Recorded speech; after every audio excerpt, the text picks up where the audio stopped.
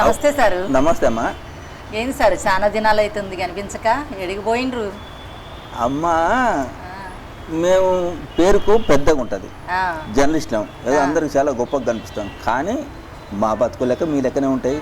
వారానికి ఒకసారి వస్తూనే ఉంటా, పోతూనే ఉంటా. రాత్రి వచ్చిన ఇప్పుడు కలిసినంత తప్ప కనపడంటే ఏం లేదమ్మా. మనకు ప్రతి శనివారం నాడు సెలవు వస్తుంది, వస్తాం. ఆదివారం నాడు ఉంటాం, ఆదివారం నైట్ వెళ్ళిపోతాం. అంతేనమ్మా. అవునమ్మా, అవును, చాలా డబ్బులు సంపాదిస్తున్నాం. కొద్దిగా కోట్లు అంటే మీరు చేసే వ్యవసాయం కంటే మాకు కోట్లు వస్తాయి. ఎక్కడి నుంచి వస్తాయమ్మా? అందరికి అట్లా కనిపిస్తుంది అంతే. మాకు సంపాదన ఏముండదు, వాళ్ళు ఇచ్చే జీతం మా బతుకు. కాకపోతే ఏంటంటే బయటికి చూడడానికి మాత్రం ఏదో పెద్ద డిగ్నిటీగా బట్టలు వేసుకొని 10 మంది ముందర ఇది ఎస్ఐ నమస్తే అంటాడు, సిఐ నమస్తే అంటాడు, పొలిటికల్ నమస్తే అంటాడు. మేము గొప్పలం అని కాదు, మా చేతిలో ఒక పెన్ను ఉంది కదా, దానికి ఇచ్చే విలువ తప్ప మేము గొప్పలం కాదు, కోర్టు సంపాదించలేదు. అంతేనమ్మా, అంతేముంది. సరే సార్, చాలా దినాల తర్వాత వచ్చిండ్రు కదా, ఏంది ముచ్చటేంది? ఇంకా సిటీలో ముచ్చట్లు గారు చెప్పరా? అదే అవి ఏమున్నాయి తల్లి, ముచ్చట్లే ఉంటే చెప్పు. మాకంటే ఏమున్నాయి? మేమంటూ ఒక వ్యక్తి దగ్గర పోతే అతనికి మా వల్ల ఉపయోగం ఉంటే మాతో మాట్లాడతాడు. ఇప్పుడు మీ దగ్గరకు వచ్చిన ఇష్టం ఉన్నా లేకున్నా సార్ వచ్చిండు, ప్రేమగా మాట్లాడారు. వాళ్ళు ప్రేమగా ఎప్పుడు మాట్లాడతారో వాళ్ళకి మాతో అవసరం ఉంటే మాట్లాడతారు, లేకపోతే మాట్లాడుతుంటే. ఇప్పుడే అంతేనమ్మా, చెప్తుంది కదా. దూరపు కొండలు పని మా బతుకు చూడటానికి మాత్రం ఉంటాయి. వాస్తవానికి వాళ్ళు మాతో ప్రేమగా మాట్లాడేది, మాకు ఇచ్చే గౌరవం, వాళ్ళ ప్రచారం కోసం వాళ్ళకి మాతో అవసరం ఉన్నంతసేపు మాత్రమే. గంతేనమ్మా, ఏముండదు, గంతే. మన పల్లెటూరులో లెక్క ప్రేమాభిమానాలు పల్లెటూరు ఇక్కడ కూర్చున్నాం, గడ్డి ఉంది, పచ్చగా ఉంది, హ్యాపీగా ఉన్నాం, చెట్టు అంతా మంచిగా ఉంటుంది. ఇవన్నీ కూడా న్యాచురల్, అది వాస్తవం. అదే పట్టణానికి వచ్చినాం అనుకో, అంత ఆర్టిఫిషియల్, అంతే. అక్కడ ఏది చూసినా ఆర్టిఫిషియల్ అంటే ఏంది సారు? కృతకం. అంటే మనకు ప్రేమలు ఉండవు, కానీ ప్రేమ నటిస్తాం. ఆ నటించేది ఆర్టిఫిషియల్, అంటే కృతకంగా ఉంటుంది తప్ప వాస్తవం కాదు. సరే కానీ సార్, నేను ఈ మధ్య ముచ్చటిన్నాను, ఈ పోరగాండ్లకి ఏందో ఫోన్ గిని ఇయ్యొద్దు అంటున్నారంట. చిన్న పోరగాడి నుంచి పెద్దవాళ్ళ వరకు అందరు ఫోన్ వాడుతున్నారు కదా. అదేదో టీవీలో చూసినా సారు. అమ్మా, అది జరిగింది ఏంటంటే, కర్ణాటక ప్రభుత్వం మొన్న బడ్జెట్ సమావేశంలో సిద్ధిరామయ్య గారు చెప్పింది ఏంటంటే, 16 సంవత్సరాల లోపు ఉన్న పిల్లలందరికీ కూడా సోషల్ మీడియా వాడొద్దు. అంటే ఈ ట్విట్టరు, రీల్స్, ఈ షార్ట్స్, మన వాట్సాప్, ఇలాంటి వాటిని వాడొద్దు అని. ఎందుకంటే పిల్లలు ఎక్కువ దాన్ని చూస్తున్నారు, అంటే చదువు మర్చిపోతున్నారు. చెప్తుండే కదమ్మా మీకు, సోషల్ మీడియాలో కానివ్వండి, ఇలా షార్ట్స్ వచ్చిందంటే సగం చెప్తారు, మొత్తం చెప్పారు. అసలు సెల్ ఇవ్వద్దని కాదు, సెల్లో ఉండే ఇది మన స్మార్ట్ ఫోన్ ఉన్నాయి కదా, ఆ ఫోన్లో ఏముంటుందంటే ఈ ట్విట్టర్ స్క్రీన్, ట్విట్టరు, లేకపోతే ఈ సోషల్ మీడియాలో వాట్సాప్, ఈ ఫేస్బుక్ అన్నీ ఉంటాయి కదా, వాటిని ఎక్కువ చూస్తున్న పిల్లలు. వాళ్ళు ఉపయోగపడే చూస్తలేరు. దాంట్లో ఏంటంటే ఒక బొమ్మ పెట్టగానే వ్యూస్ వస్తాయి, అంటే అందరు చూస్తారు, 1000 మంది 2000 మంది చూసే వరకు ఏంటంటే అమ్మ మన ఎంతమంది చూసిర్రు అని దానికోసం కొన్ని సాహసాలు చేస్తూ చనిపోయే వాళ్ళు ఉన్నారు. ట్రైన్కి నిలబడే వాడు పరిగెత్తడం, రీల్ చేయటం సాహసం, కానీ అది పొరపాటున జరిగితే బయలు కింద పడిపోతాడు. ఇలాంటివి చేయటం వల్ల ఏమవుతుందంటే పిల్లలు తమ కేవలం సోషల్ మీడియాలో మేము ఏదో మన సెలబ్రిటీ కావడం కోసం చేసే ప్రయత్నాలు, ఈ ప్రయత్నాలకు అడ్డుకట్ట వేసేందుకు మాత్రమే కర్ణాటక ప్రభుత్వం సిద్ధరామయ్య మంచి నిర్ణయం ఏంటంటే, సోషల్ మీడియా అనేది 16 సంవత్సరాల పిల్లలు వాడొద్దు, అది నిషేధం, వాడితే శిక్ష పడుతుంది. అలా సెల్ వాడొద్దని ఎవరు చెప్పలేదు ఆయన, ఎక్కడ ఎవరు చెప్పలేదు కూడా.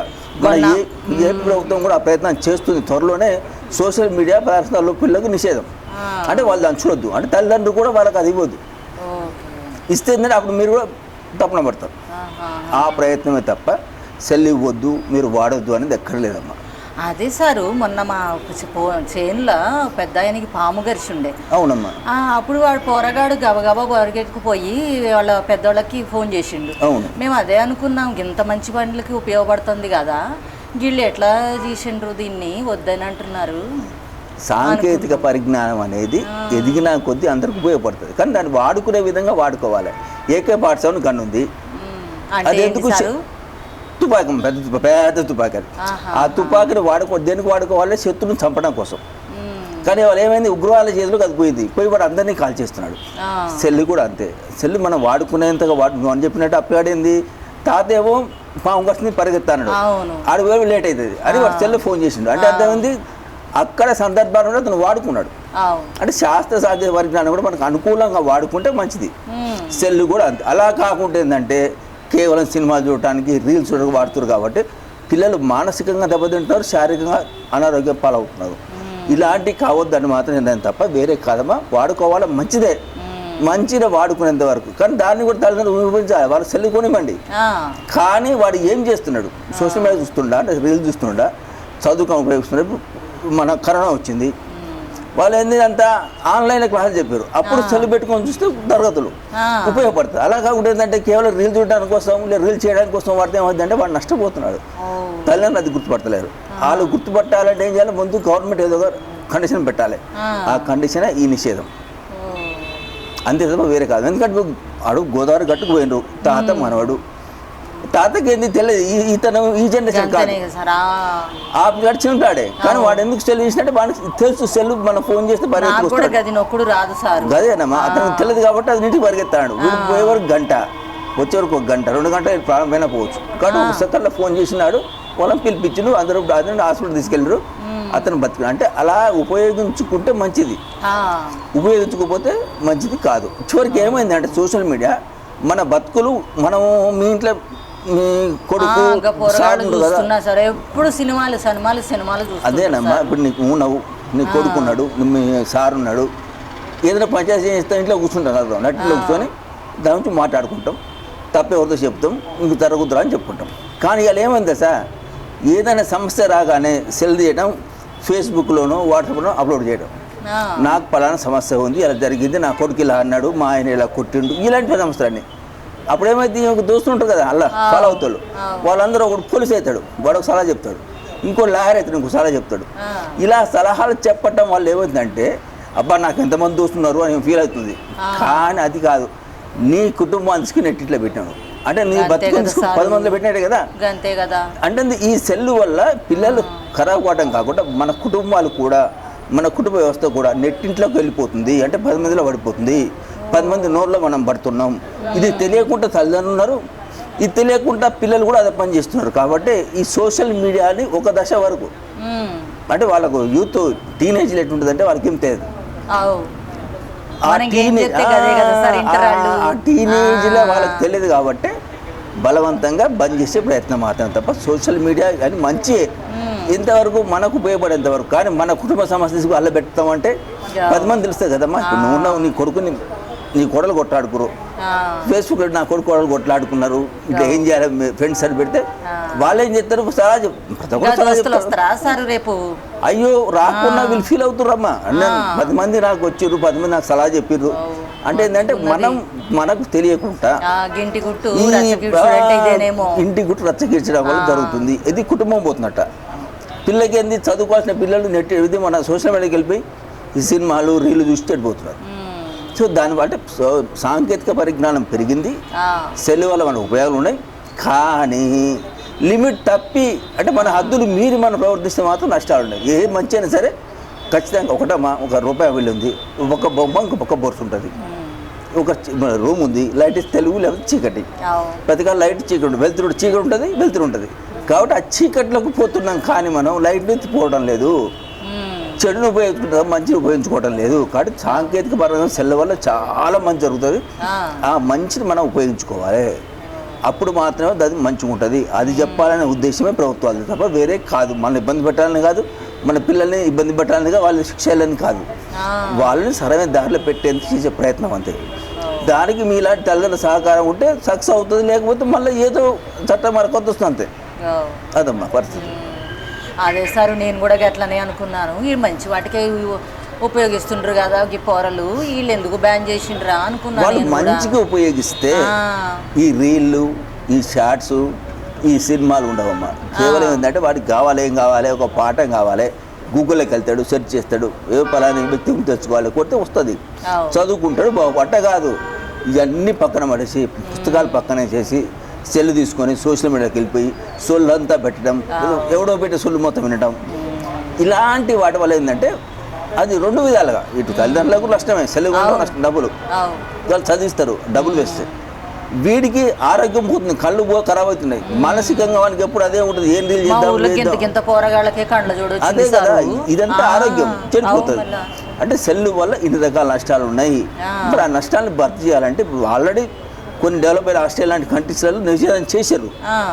అందులో కూడా మొన్న ఈ మధ్యనే మన చంద్రబాబు గారు కూడా ప్రకటించారు నిషేధం ప్రయత్నం చేస్తాం వరలో చేస్తామని. మన ఆన్లోపునే కర్ణాటకలో నిషేధం ప్రకటించినాయి అంతే, 16 సంవత్సరాల పిల్లలు వాడద్దు అని. కాబట్టి సెల్లు అనేది మన సొల్లు కబుర్లకు కాకుండా సైంటిఫికల్గానో లేకపోతే మన అవసరాలుగా వాడుకుంటే చాలా మంచిది. కానీ మన పిల్లలు ఇలాంటి సోషల్ మీడియాలో వైరల్ కావడం కోసం, సోషల్ మీడియాలో తన పేరు రావడం కోసం రీల్స్ లేకపోతే షార్ట్స్ చేస్తే మాత్రం నష్టపోతాం. ఆ నష్టం జరగకుండా అడ్డుకట్ట వచ్చే ప్రయత్నం మాత్రం కర్ణాటక ప్రభుత్వం చేసింది.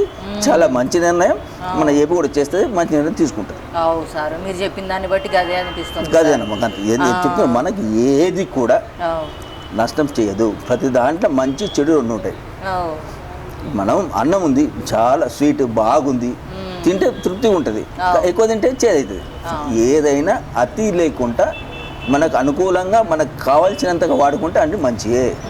ఆ మంచిని గుర్తించగలిగితే మనం మంచిగా ఉంటాం. లేకపోతే ఏంటంటే గిదే పరిస్థితి వస్తుంది. ఎవడో కొట్టు చెప్పాలి, వాడెవడు కొట్టు చెప్పడానికి నెట్టింట్లో మన కుటుంబాన్ని తీసుకొని పెడుతున్నాం, మన బతుకులు నెట్టింట్లో పెడుతున్నాం. నెట్టింట్లో ఉండే బతుకులు నెట్టింట్లో పోతున్న అర్థం ఏంటి? మన అతి వల్ల. అంటే మనం తొందరపడి 10 మందికి చెప్పుకోవటం ఏంటమ్మా మన కుటుంబం గురించి?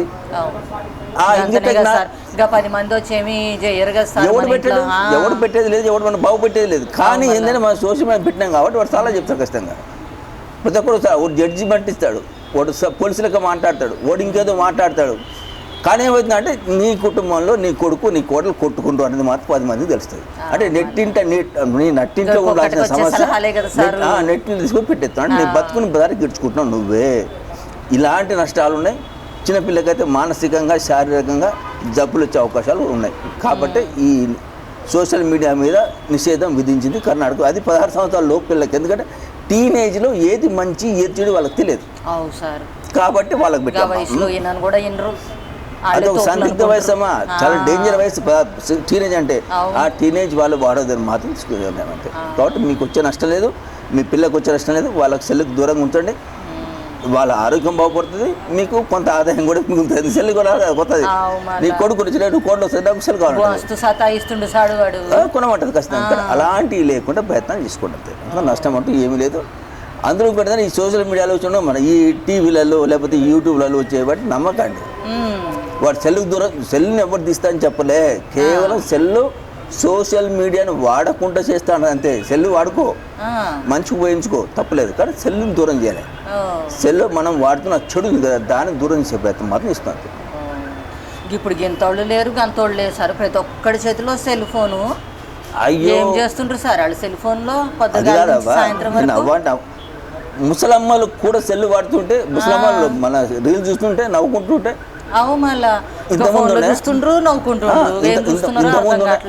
చివరికి 10 మంది కూర్చుంటాం, వాడు నవ్వుతూనే ఉంటాడు.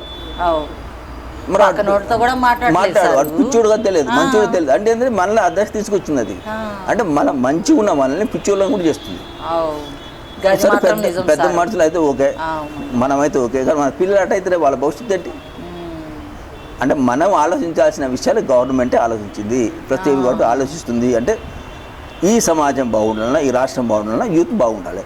ఆ యూత్ని కంట్రోల్ చేయాలి, తల్లిదండ్రులు చేయడం లేదు. ఏం చేయాలి? అప్పుడు ప్రభుత్వం కంట్రోల్ చేసే ప్రయత్నం చేస్తుంది, అందుకు చట్టం పట్టుకొస్తుంది. ఏదో సోషల్ మీడియా వాడకుండా చేస్తుంది అంతమ్మా. దీనివల్ల నష్టం అంటూ ఏం లేదు, మీకు లాభం తప్ప నష్టం అంటూ ఏమీ లేదు. ఇంతకు ముందు అందరం కూర్చుని తినేటోళ్ళం సార్, ఇప్పుడు ఆ ఫోన్ పట్టుకుంటుండ్రు, ఎవడు తింటాడు తింటుండు, ఎవడు మాటికి పడిపోతుండ్రు. ఇంకా అసలు ఏం జరుగుతుందో ఏం తెలియట్లేదు సార్ అసలు. ఎట్టుందమ్మా అంటే ఇంతకుముందు మన ఆడపిల్ల ఉంది, పిల్ల అయిన తర్వాత ఎక్కడో పక్క ఊరు పోదు, అంతేగా. అంటే మన పిల్ల దూరంగా ఉందని ఫీల్ అవుతాం. ఇప్పుడు మన పిల్ల నన్ను పక్కనే ఉంటాడు, కానీ వాడు మన దగ్గర ఉంటాడు, ఎక్కడో ఆలోచిస్తుంటాడు. దూరంగా ఉన్న బిడ్డ దూరం బాధపడడం కాదు, పక్కన కొడుకు కూడా దూరం అయిపోతుంది. అంటే ఏంటంటే సోషల్ మీడియా, ఈ సెల్ చివరికి ఏంటంటే ఇప్పుడు నువ్వు డబుల్ స్టోరీ వేసుకున్నావు అనుకోమ్మా, నీ కొడుకు పెళ్ళైన తర్వాత నువ్వు కింద ఉంటావు, నీ కొడుకు పైన ఉంటాడు. కింద ఫోన్ అమ్మ పైకి రమ్మని ఫోన్ చేస్తారు, కిందకి వచ్చి పిల్లవాడు కింద నుంచి పైకి. అంతే మరి ఆ దశకు వచ్చినాం మనం. అంటే చివరికి మనకు 4 అడుగులు వేసే స్టేజ్ అంటే ఆరోగ్యం కూడా దెబ్బతింటుంది. ఈ సెల్ వల్ల ఆరోగ్యం కూడా దెబ్బతింటుంది. నడితే కదా మన కాలు బాగుండేది, నడితే కదా మన ఆరోగ్యం బాగుండేది, నడితే కదా మన గుండె బాగుండేది. వీటన్నిటి వదిలిపెట్టి 4 మెట్లు ఎక్కి దిగటానికి బద్ధకం మనకు. ఆ బద్ధకాన్ని తీసుకొచ్చి కూడా సెల్లే. ఇలాంటి అనారోగ్య సమస్యలకు అదే కారణం అవుతుంది, మానసిక సమస్యలకు అదే కారణం అవుతుంది. కాబట్టి ప్రభుత్వం నిర్ణయం తీసుకుంది. మంచి నిర్ణయం, దాన్ని స్వాగతిద్దాం, మనం కూడా సహకరిద్దాం, అందరికి మంచి జరుగుద్దమ్మా. దానివల్ల అన్ని ఇబ్బందులు ఉన్నాయా? చాలా ఉన్నాయి తల్లి, చెప్తూనే ఉంటుంది కదా. మనకు చుట్టూ ఏం జరుగుతుందో మనకు తెలుస్తలేదు. అది తెలుసుకుని సెల్ వాడుతున్నాం. దాని చివరికి ఏంది, దాని మైకంలో పడి కళ్ళు కూడా పోతాయి, దాని మైకంలో పడి మన ఆరోగ్యం జరుగుతున్నాం. కాబట్టి ఒక మంచి నిర్ణయం, దాన్ని ప్రోత్సహిద్దాం, మనం వాళ్ళకి సహకరిద్దాం. అమ్మ ప్రస్తుతానికి నాకు టైం అయింది, నేను వెళ్తా, బస్సు టైం అయింది, బస్సు వెళ్ళిపోతే మళ్ళీ మళ్ళీ కలుస్తామా. ఓకే సార్, మీరు వస్తే ఇన్ని మంచి ముచ్చట్లు చెప్తారు సార్, అందుకనే మీ గురించి ఎదురు చూస్తూ ఉంటాం మేము. సంతోషం అమ్మా, మొత్తం నా మీద అభిమానం ఉన్నందుకు. అట్లానే సార్, మంచిది సార్, నేను కూడా బాగుండాలా. ఓకే, ఉంటామా? ఉంటాము, ఓకే సార్, దండాలు సార్.